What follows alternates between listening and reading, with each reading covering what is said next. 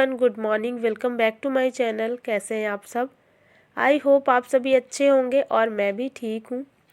तो फ्रेंड्स, ये वीडियो है 2 तारीख का और सुबह के अभी बजे हुए हैं 10 और यहाँ पर मैं इस वक्त अभी चाय बना रही थी। चाय बनाने के बाद वही मैं आरुष को आवाज़ लगा रही थी कि तुम भी पियोगे या नहीं, क्योंकि ठंडी है तो मैं थोड़ा सा दे देती हूँ कभी कभी। डेली फिर भी नहीं देती हूँ, लेकिन कभी कभी। और बच्चों की छुट्टी है आज, कल से बच्चों का स्कूल स्टार्ट है। आज बच्चों की छुट्टी का लास्ट डे है। तो बच्चे वही अभी लेटे हुए थे, क्योंकि उनको ये था कि आज लास्ट डे है छुट्टी का, तो बहुत ज़्यादा सो लिया जाए। वैसे नींद तो नहीं आ रही उनको, बस ऐसे ही ठंडा मौसम है तो लेटे हुए थे।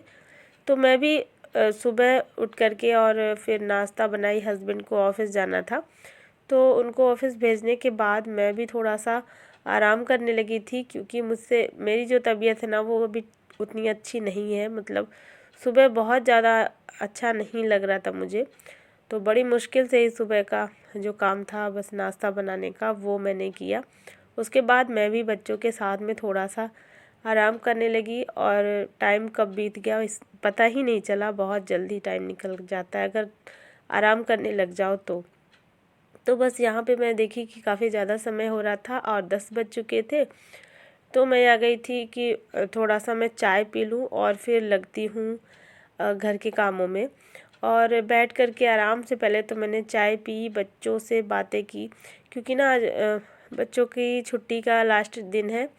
तो बस वही मैं उन लोग को उठा कर के लाई कि चलो उठो, और थोड़ा सा उनसे पूछ रही थी क्या कैसी तैयारी है, क्योंकि जब बच्चों की काफ़ी दिन तक छुट्टी होती है ना, तो लास्ट में ऐसा अक्सर होता है कि फिर वो कुछ ना कुछ इम्पोर्टेंट चीज़ें भूल जाते हैं।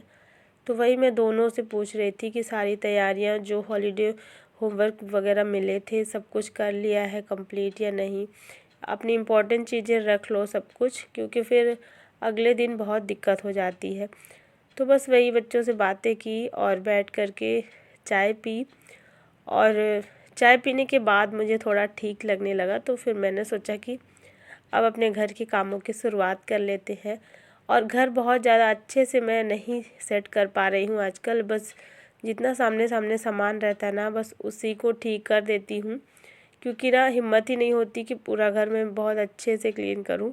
बस जितना मेन काम होते हैं तो उसी काम को मैं थोड़ा सा करती हूँ और फिर थोड़ा सा रेस्ट करती हूँ। ऐसे करते करते मतलब मेरे घर के आजकल काम हो रहे हैं। लेकिन सुबह के टाइम पे तो बिल्कुल भी जल्दी नहीं उठा जाता इस टाइम पे।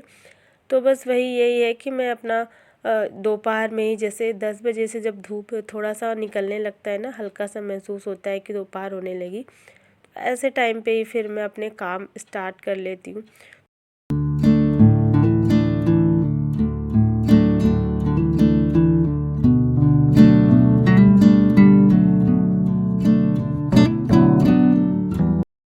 तो कहते हैं ना, एक हाउसवाइफ को कभी सुकून नहीं मिलता, चाहे उसकी तबीयत ख़राब हो या ना हो। मतलब बहुत ज़्यादा अगर सीरियस हो जाए तो अलग बात है, लेकिन अगर उसकी तबीयत थोड़ी सी ही गड़बड़ है तो भले ही वो थोड़ा सा रेस्ट कर ले, उसके बाद सारे काम करे, लेकिन अपने काम वो बड़े अच्छे से ख़त्म करती है। मतलब सारे काम को, पूरे घर की जो जिम्मेदारियां हैं वो सबको अच्छे से निभाती है एक हाउसवाइफ। और मैं भी लग गई हूँ अपने सारे काम को करने में, क्योंकि ना थोड़ा थोड़ा ही करके मैंने ये सारे काम किए हैं, थोड़ा रेस्ट कर करके, मतलब आराम आराम से। ऐसा नहीं है कि लगातार, क्योंकि लगातार मैं कोई काम कर भी नहीं पा रही हूँ, बहुत ज़्यादा थक जा रही हूँ। तो ऐसे करके मैंने सारे काम जो है निपटा लिए हैं। थोड़ा टाइम ज़रूर लग गया है, लेकिन हो गया है सारा काम और घर मेरा क्लीन हो चुका है, तो मुझे भी थोड़ा अच्छा लगने लगा। और बस मैं सारे कपड़े जो है छत पे डाल के आई हूँ। और ये जो कपड़े हैं ना, ये कल वाले कपड़े थे, सूखे नहीं थे, तो ये सुबह में मैं छत पे डाल कर के आई थी।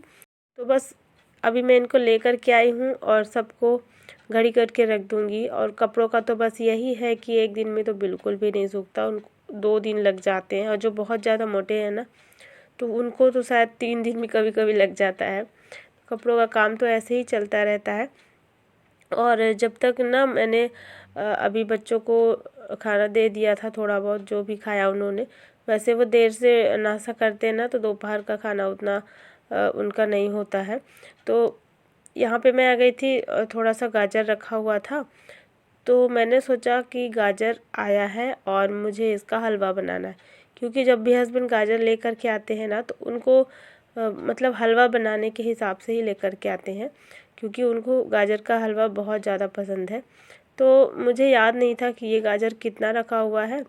तो दोपहर को मैं फ्री हो गई थी सारे काम से, तो मैंने सोचा मैं गाजर को छील करके और साफ़ करके और कद्दूकस कर लेती हूँ और इस टाइम पे इसका हलवा बना लेती हूँ।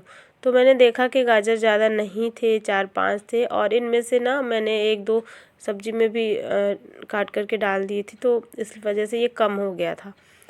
तो फिर मैं सोच रही थी मैं इसका हलवा बनाऊं या ना बनाऊं, क्योंकि ना हलवा बनाने के लिए थोड़ा ज़्यादा ही होना चाहिए गाजर, क्योंकि जब आप पकाते हो ना तो ये पकने से और भी ज़्यादा बहुत मतलब कम हो जाता है।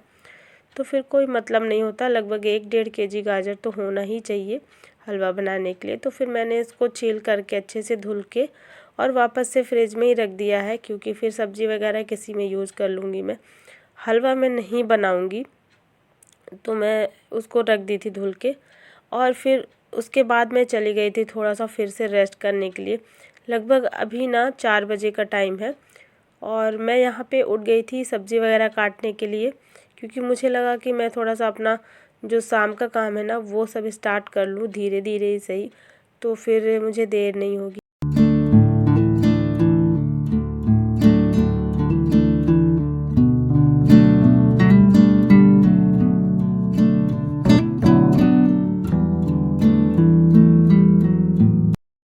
तो मैं बैठ गई थी सब्जियों को काटने के लिए, और अभी मैं शाम के लिए सब्ज़ी बनाऊंगी और साथ ही साथ कल सुबह में जो बच्चों को टिफ़िन में देना है ना, वो सब्ज़ी भी मैं काट करके रख लूँगी, क्योंकि सुबह का बिल्कुल भी भरोसा नहीं है। क्योंकि कभी कभी तबीयत जब ख़राब हो जाती है ना, तो सुबह जल्दी उठने का मन बिल्कुल नहीं होता, अचानक ही रात में ऐसा दिक्कत हो जाती है। तो मैंने सोचा मैं बैठी हूँ तो एक साथ ही दोनों सब्जियों को काट लेती हूँ। साथ ही साथ आलू वगैरह जो भी काटना था ना, सब कुछ मैंने काट करके पानी में डाल करके रख दिया है आलू को, और जो हरी सब्ज़ी है उसको काट करके फ्रिज में रख दिया है। और लहसुन वगैरह लगती है जैसे सब्ज़ी में, तो काफ़ी देर हो जाती है ना, लहसुन छीलने में टाइम लगता है, तो लहसुन को भी मैंने छील करके रख लिया है। और तड़का बाकी नहीं काटा है मैंने, सुबह ही मैं तड़का ताज़ा फ्रेश काटती हूँ। अभी की सब्ज़ी मैं जल्दी से चढ़ा देती हूँ, सब्ज़ी जब कट जाती है ना तो फिर लगता है इसको जल्दी से चढ़ा दिया जाए, और सब्ज़ी काट करके चढ़ाना बहुत बड़ा काम हो जाता है।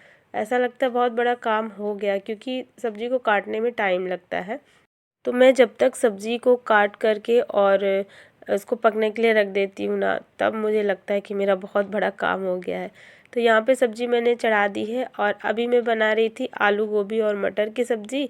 थोड़ा सा इसमें पानी डाल दूँगी और बस इसको धीमा करके छोड़ दूँगी। जब तक ये पकेगा तब तक मैं अपना जो भी बचे हुए काम होते हैं ना शाम के, छोटे मोटे, जो समझ में नहीं आता है लेकिन वो भी बहुत काम इम्पोर्टेंट काम होते हैं, तो बर्तन वगैरह मैंने सेट कर दिया। किचन में जितना सामान फैला था, जितना बर्तन फैला था ना सब्ज़ी बनाते समय, वो सब मैंने धुल करके और उनकी जगह पे रख दिया है।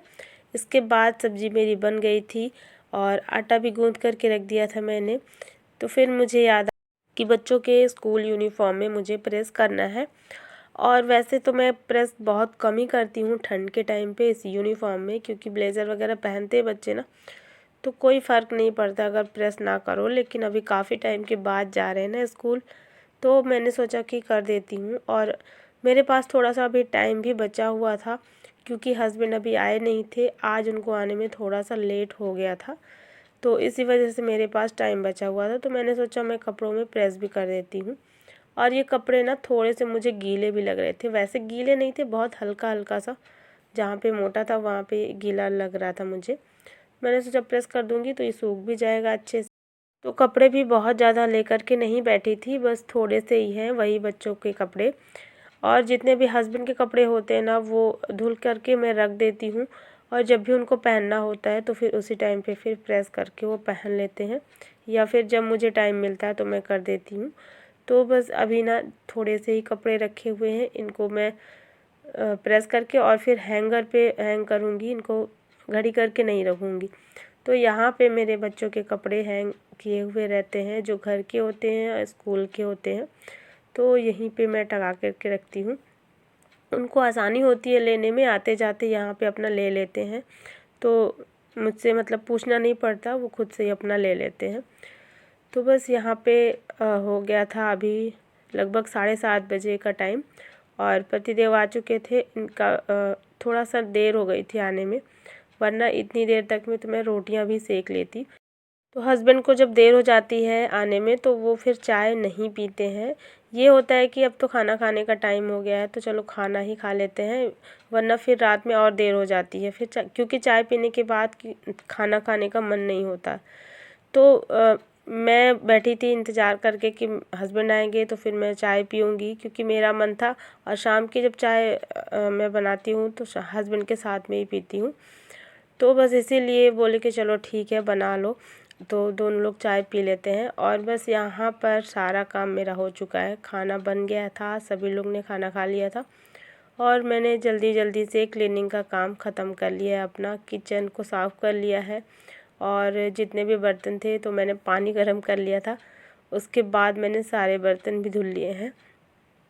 तो रात का लगभग जितना भी काम था मेरा वो सब हो चुका है।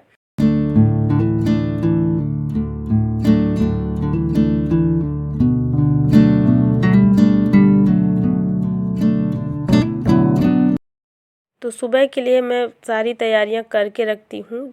ठंड के टाइम पे तो ये सब काम बहुत इम्पोर्टेंट है।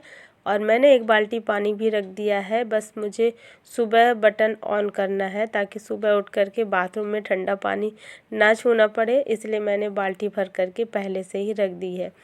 और बस अब थोड़ा सा अपनी सेहत का भी ध्यान रखना ज़रूरी है। और बस यहाँ पे मैं पानी गर्म कर रही थी गार्गल करने के लिए। तो मुझे ना जब मैं आरुष को लेकर के गई थी, उसके गले में इन्फेक्शन था, तभी डॉक्टर बोले थे कि इन्फेक्शन काफ़ी ज़्यादा है, तो गार्गल करने को बोले थे।